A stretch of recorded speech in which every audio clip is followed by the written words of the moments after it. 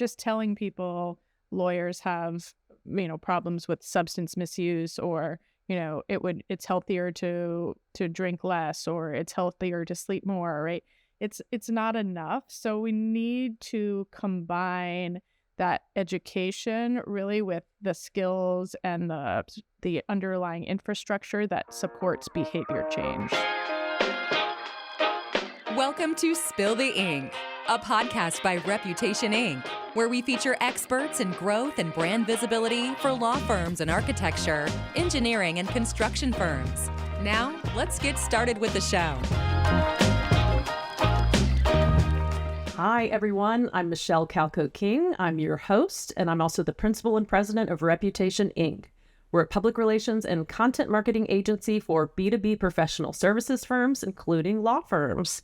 To learn more, go to rep-inc, that's inc with a K.com. We're talking today about mental health because May is Mental Health Awareness Month. It's top of mind for many law firm owners, attorneys, and legal professionals. So we invited Tara Antonipillai to talk with us about mental health awareness in law firms. She's an attorney and consultant who specializes in helping law firms develop and expand their workplace well-being programs. She performs her consulting work through her business Cultivate.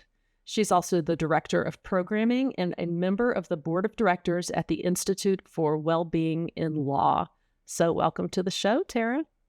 Thank you so much for having me, Michelle. It's really, really great to be here. Yeah, I'm excited to talk about this issue. I looked at your website.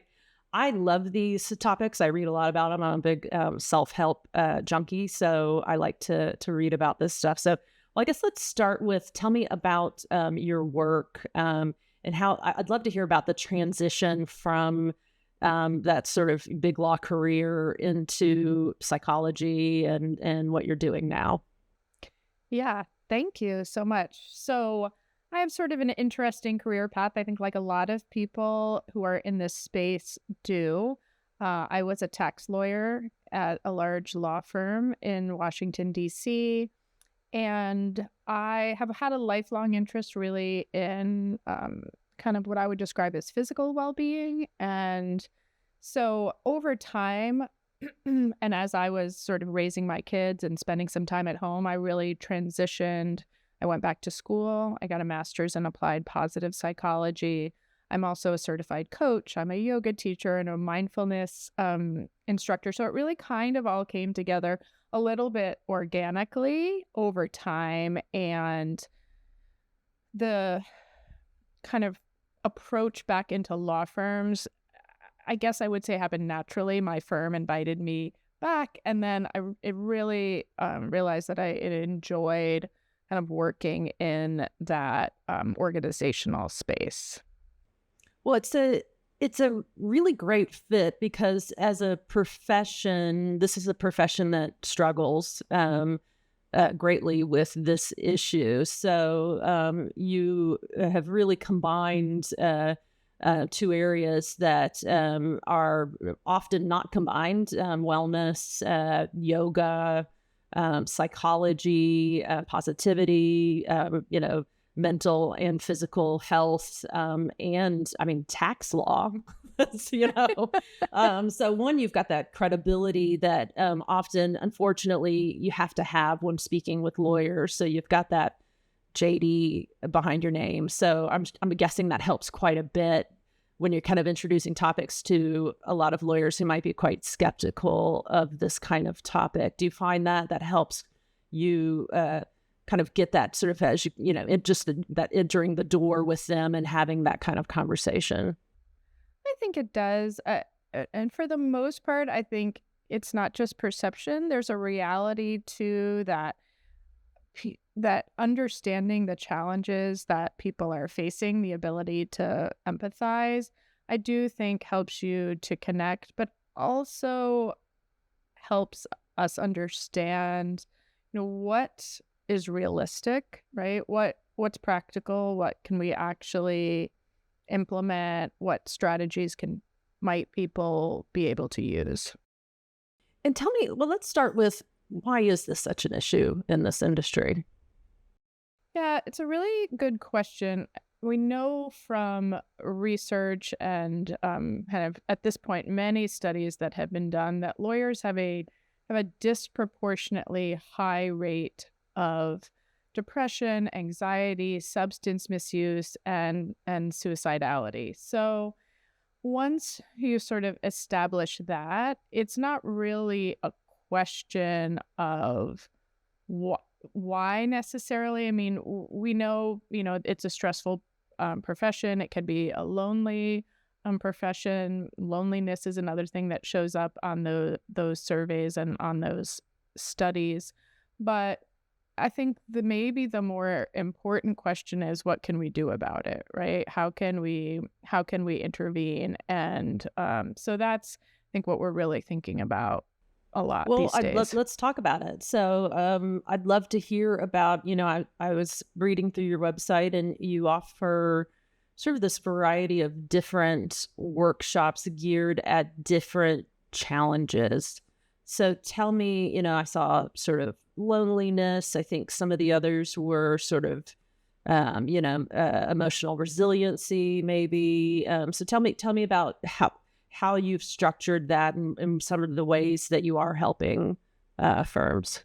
Yeah, so from both a consulting perspective and a workshop and training perspective, it is really important, I think, and I think the research backs this as well, to think about, what are the strategies that actually make a difference? So one of the things that is a struggle is that sometimes organizations are even doing things, or individuals that they're putting effort towards these programs, but maybe not the programs that are the most likely to lead to actual behavior change. So what we find is that, basically education is not enough, right? Just telling people lawyers have, problems with substance misuse, or, it's healthier to drink less, or it's healthier to sleep more, right? It's not enough. So we need to combine that education really with the skills and the underlying infrastructure that supports behavior change. So that's kind of what all parts of my programs and consulting are looking to do. And as you mentioned, I also do work for the Institute for Wellbeing in Law, and I'm very involved in their programming. And all of the Institute for Wellbeing in Law's programming this year, especially for Wellbeing Week in Law, which is coming up the first week in May, all focus around behavior change, right? What are the things that we can do to take action towards, making positive change? What does that look like? So, you come in, you do a workshop. Mm-hmm. So, and then how does that then continue in a firm? Yeah. So, I mean, the first step is going to be a workshop, but really what we're thinking about doing is having people participate in a workshop where they get to experiment with doing things that support well-being, not just sort of education, or not just talking about it, but actually thinking about, how am I going to practice this, right? What are the things that support behavior change? And then linking the things that firms can do to support. So what are those follow-up programs? What are the opportunities for coaching? What are the internal kind of structural supports that allow people to take those strategies and implement them in their lives? So it's really has more than one purpose, and that's where the consulting piece and the training piece really overlap and matter, because we know what we know from sort of behavioral economics and behavioral change science. We know what allows people to make those kinds of positive changes. And if you're just giving information, it's not necessarily going to lead to that change. What are some of those things that lead to that ongoing change? Yeah, so there are a couple of things. One, I always give these examples, But things like allowing people to have this is one of our themes for Wellbeing Week in Law this year, is our sort of fresh starts, right? What are those opportunities for change? The other thing is putting in supports within the organization, right? That are like, let's say, reminders, right? What kind of reminders can we give people to kind of cue them to kind of take that behavior? And those types of reminders can come in different ways, right? We might have ongoing coaching sessions, right? That might be one thing.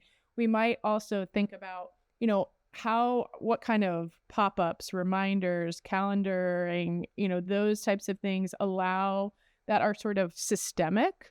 What types of programs allow us to do that? And then we're also talking about an infrastructure for leaders around, communication and empathy, right? And all of these different elements that allow us to be in a workplace that's psychologically safe, that allows us to kind of make change. When do law firm leaders tend to realize that they need to bring you in? Are you seeing a greater awareness from them that between the healthier their attorneys are mentally and as a whole person, and the bottom line is that and at what point are you seeing that because as a marketer, I know kind of those tipping points when I get a call, right? Yeah. So what is it that when you get that call? I think there's two pieces to that. Sometimes it is reactionary, right? Sometimes there's something that happens in the world or in the firm that is that people feel the need to respond to, right? Sometimes that can be an economic driver, like they're having retention problems, right? But the second part of that is, I think there is an underlying actual degree of care, that people do care about the people they're working with, the people that are working for them.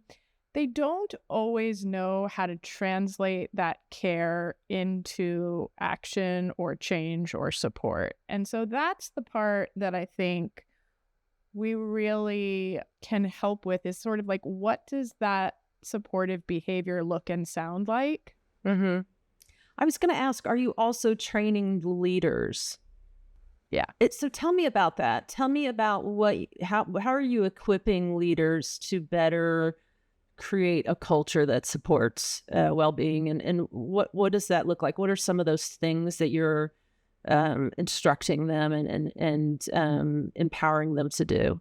Here is the thing about, leadership that I think is really tricky, right? Is that leaders are also human beings, right? Facing some of the same challenges, including challenges to their the amount of time they have. So what we really focus on, particularly with law firm leaders, are kind of, what are the things that we can do in a limited amount of time? So one of the most common framing and common questions that I get from leaders is, listen, like, I really do have to sometimes say, I do not have time to talk right now, right? Like, I have a motion to argue. I have to be in court. There's a deadline that I have to meet, right? So even that, right? How do you say that while still saying, this is important and I want you to have someone to talk to, right? So that's like a really good example of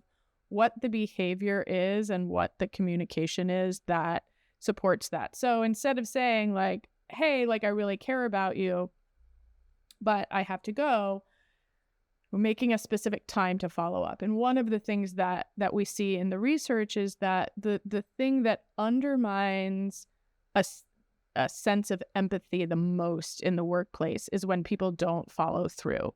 So if they say, we're a very empathetic workplace, we really care about you, right? But then there's no follow-up, or someone says, I'm too busy, I really care about that, I'd like to talk to you about it later.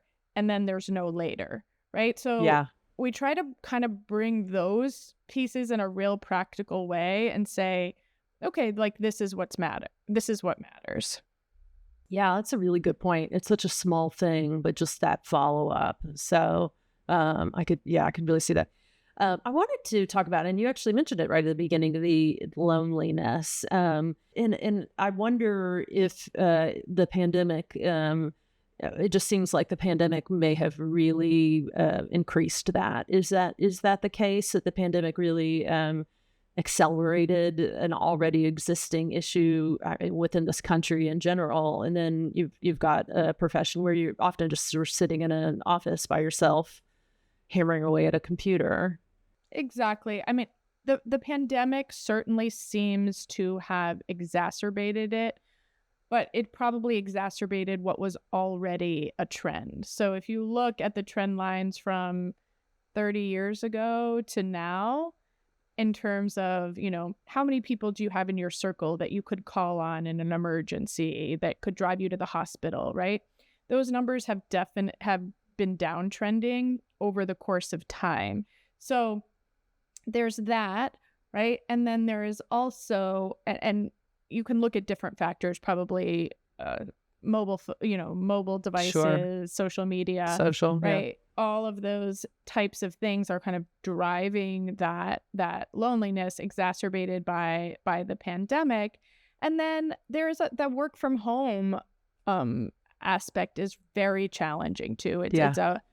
It's a highly divisive topic, right? Yeah. Within law firms, people want the flexibility to work from home, but it also is a driver of loneliness and lack of connection, which we know it's not good for people's mental health, their physical health, and we also know that it's not good for making people feel like they Yeah. like their jobs, Yeah. So Yeah. it's an interesting challenge that I think lawyers and people who have high demand jobs where they're kind of working in their office, but you add the remote work onto that, and it's a challenge. How have you seen mental health and well-being impact a firm's ability to grow business and revenue? And I really almost hate to ask that question. But we're all in business to make money. So, I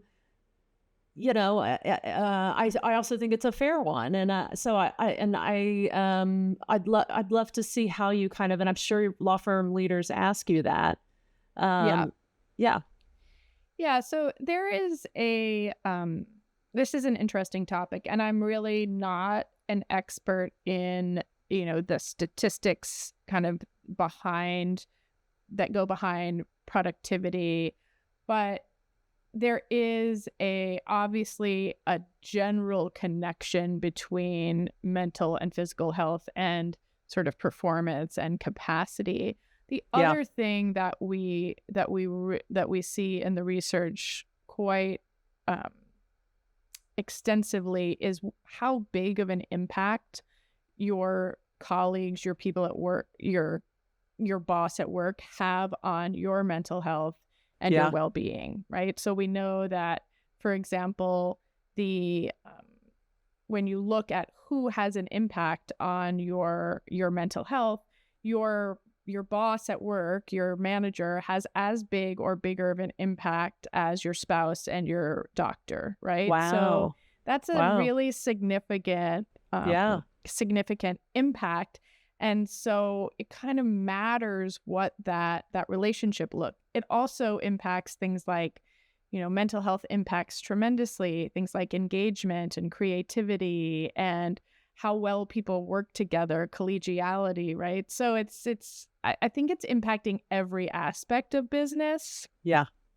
It seems like an obvious one to me. So it seems like an obvious correlation. So I'm glad that it's becoming more and more talked about.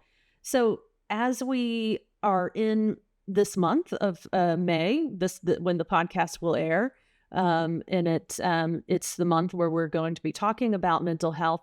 What is something you want to make sure that law firms, that are thinking about? What's that lesson you want to make sure that law firm leaders or lawyers are that understand about well-being and mental health? To me, the most important thing that I would say is that what you do matters. So there are things that are effective, and then there are also strategies and programs that people try that are not particularly effective. Doesn't mean they're bad. It just means they're not necessarily going to move the needle a tremendous amount. Yeah, that's great. Well, thank you so much for joining us. So we have been talking to Tara Antonipillai. Have I murdered it? Did I get it right? Antonipillai, but that's Antonipillai. Yes. Close enough. I promise listeners we went over this before with Cultivate, and also she's on the board of directors of the Institute for Wellbeing in Law. So thank you very much for joining us. And if they wanted to reach out to you and learn more about your programs or just kind of discuss the issue more, where should they go? So you can reach me through my website at cultivate.center. And then the Institute for Wellbeing in Law, we are at lawyerwellbeing.net. And you can actually find all of the information for Wellbeing Week in Law there as well. Thank you so much. Thanks for listening to Spill the Ink, a podcast by Reputation Inc. We'll see you again next time, and be sure to click subscribe to get future episodes.